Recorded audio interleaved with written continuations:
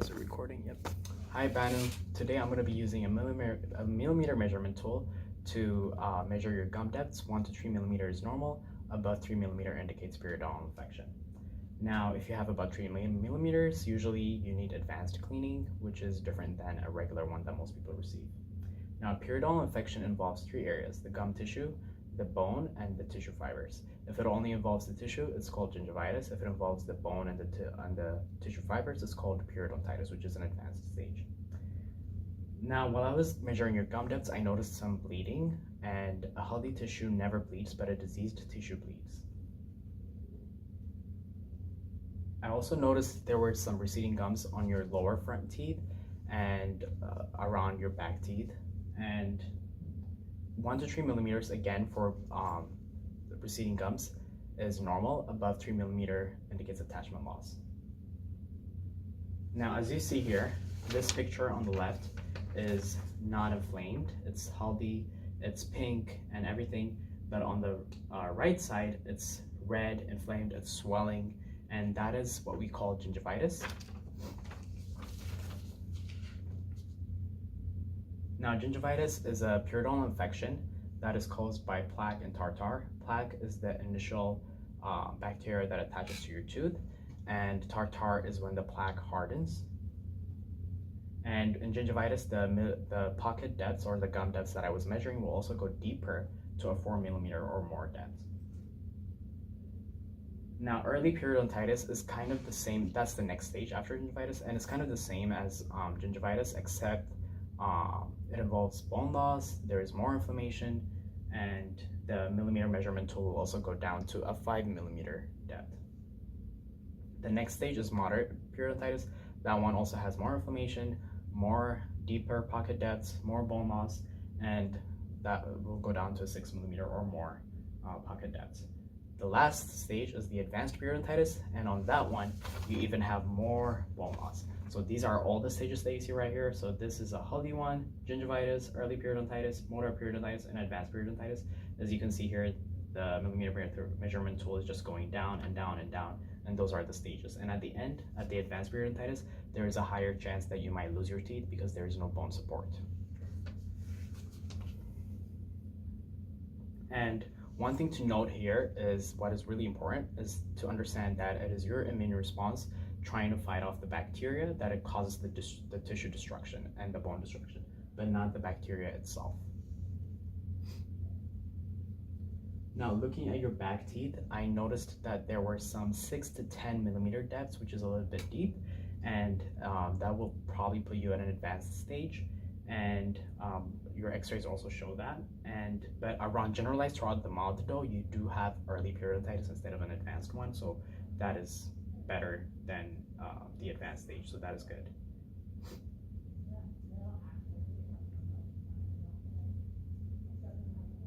And I noticed some bleeding while I was measuring your gum depths. I also noticed that you had receding gums on your lower front teeth, which I'm actually going to be referring you to a periodontist later on. And the other thing that I noticed is, there was also a bulging of tissue on your right side, which is probably periodontal abscess. Do you have any questions? How do I get it treated? So the 2 main ways to get it treated are by practicing good oral self-care and making sure to come to your regular cleanings. Now, I'm going to ask you just a few questions to see where you stand in your oral health care. So how important is it for you to keep your teeth? Very important. How important is it for you to treat or prevent gum problems in your mouth? Very important. Do you believe that you have control over the condition in your mouth? I don't want you to worry about that because we're going to be discussing the treatment right now, actually, so I'll explain what you need to do in order to maintain oral health. Now, I'm going to start with the treatment. I'm going to start by discussing your risk factors. What I noticed is that you have some local risk factors, which is they're basically just localized to your dental area, and those are the plaque and the tartar, and I also noticed some caries, and those are the main, plaque and tartar are the main reasons that most people get periodontal infection, which is also in your case. So the treatment that we're going to use is called scaling and root planning, or SRP for short. And scaling and root planning basically involves deep cleaning, applying antimicrobial to your deep pockets, and using a local anesthetic solution to numb you up so that you don't feel any pain while we scale. And the teeth that I noticed that need these antimicrobial, and we call it arrestin, by the way, this antimicrobial just basically reduces the pocket depths. And the teeth that I noticed that needed that antimicrobial placement are 11 teeth and 9 areas on no teeth. And some of the teeth need more, some of the teeth need the antimicrobial on both sides. So that is why the numbers are not equivalent, 9 and 10, 9 and 11. So that for pain control, I'm going to be using a local anesthetic, which is a numbing solution that I'm going to be injecting so that you don't feel any pain while I'm going to be scaling the plaque and tartar off. The initial procedure for the local anesthetic involves applying a topical anesthetic for 2 minutes on your tissue and then injecting the solution after that so that it reduces the sensitivity to the injection. Now, after we're going to be done with the scaling and root planning, I'm going to have you come in the next 3 months so that to evaluate your bone loss and if you're practicing good oral care, if the treatment is working, if there need to be any modifications made. And I'm also going to be applying fluoride to prevent hypersensitivity and decay. Now, for referral options, at the end of the appointment today, after we're done with scaling and root planning, I'm going to be referring you again for the bulging tissue that I told you about on your back teeth, because that might be an abscess, and we kind of saw pus coming out of there. So we're gonna might need evaluation from a periodontist, and also you have a loss of gum tissue on your lower front teeth, and that might need surgical intervention with a periodontist as well. So I'm gonna be referring you to a periodontist. Now, I want you to note here that all of this treatment is teamwork. I cannot only be doing the work at home in this clinic. You're going to have to practice oral self-care while you're at home, like brushing, flossing, and everything, so that you can have more of a successful treatment. So for the majority of your areas, we're going to maintain health if you do seek treatment today. And you do come to your recall appointments. However, if you would refuse to get treatment, or if you do not want to get treatment, then the bone loss might progress. You might lose the tooth support, you might lose your teeth, and it can be challenging to maintain your condition long term since it's advanced.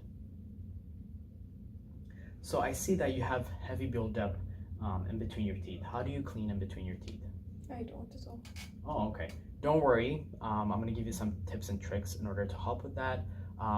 Let's start with flossing, since we're trying to get the bacteria out in between your teeth. So for flossing, I would recommend basically just inserting the floss in between your teeth and then making a C-shaped form and then just scraping the bacteria out. And that is the method that we recommend in order to prevent plaque and tartar from developing in between your teeth. And I would also recommend, I see that you're using a floss pick or something in order to remove the food impacted in between your teeth on your back teeth.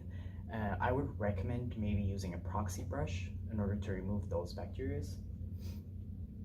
And I'm going to be giving you that at the end of the appointment. So now the most important part, fees. So in order to afford to get this treatment, of course, you have to know the price of everything that you're going to get.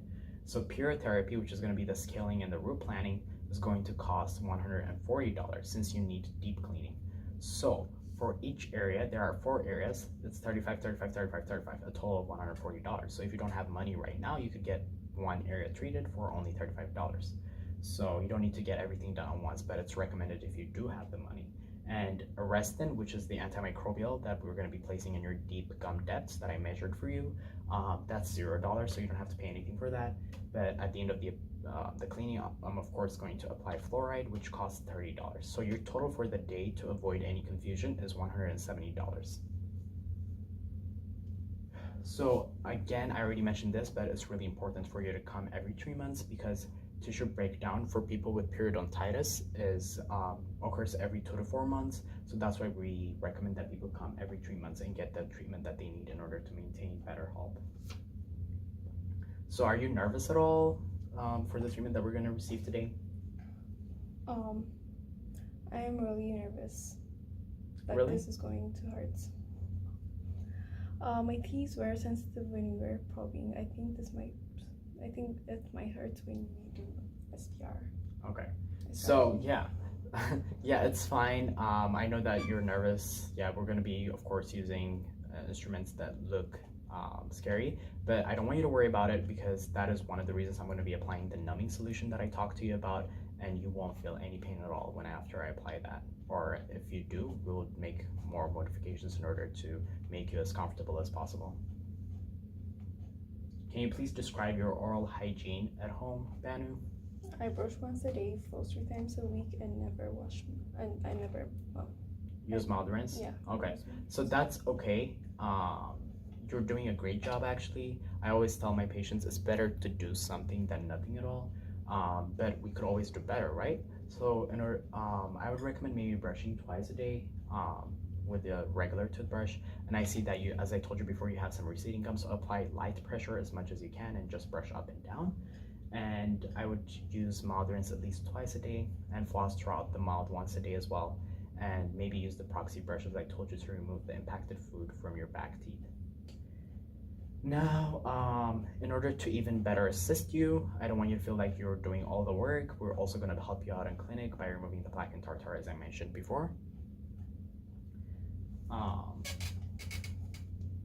Now, for Listerine, for the mouth rinse that I recommended, I would recommend buying maybe the purple one. You can get it at Walmart, and that is a total care. The purple is total care, so it helps prevent gingivitis, cavities, and everything. So I would recommend buying that.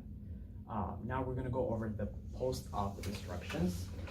So this is just basically the instructions that we give our patients who need deep cleaning. So you may experience discomfort after the treatment today because that just happens. We're doing deep cleaning, we're going deep in there and stuff. So it might be for 2 to 3 hours or 2 to 3 days, but you can take all these aspirin, ibuprofen, or anything that we're gonna prescribe you today. And in order to make the healing even faster, I would recommend using a warm salt water rinse, and that helps just make it faster. And rinse 3 times daily with that. You might experience cold sensitivity, and in order for that to avoid that, I'm going to give you a Sensodyne toothpaste at the end of the appointment. If you were I already gave you a local anesthetic to numb your teeth, so I would not eat until that wears off. Or if you do want to eat, I would recommend maybe eating soft foods and liquids at least until that wears off. The reason that that I'm giving you this instruction is because I don't want you to cause tissue trauma by biting on your cheeks, basically. And then right after the treatment today, you can continue brushing and flossing as you do.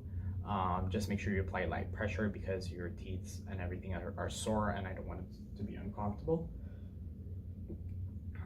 And the most important part, again, I'm going to mention it for the 3rd time, is coming every 3 months so that we can evaluate your if the bone loss has stopped from progressing, if we need to make any modifications to evaluate your oral self-care, and if there is any additional treatment that we need to do. Yeah, and that's about it. Good job for coming for your treatment today. Okay.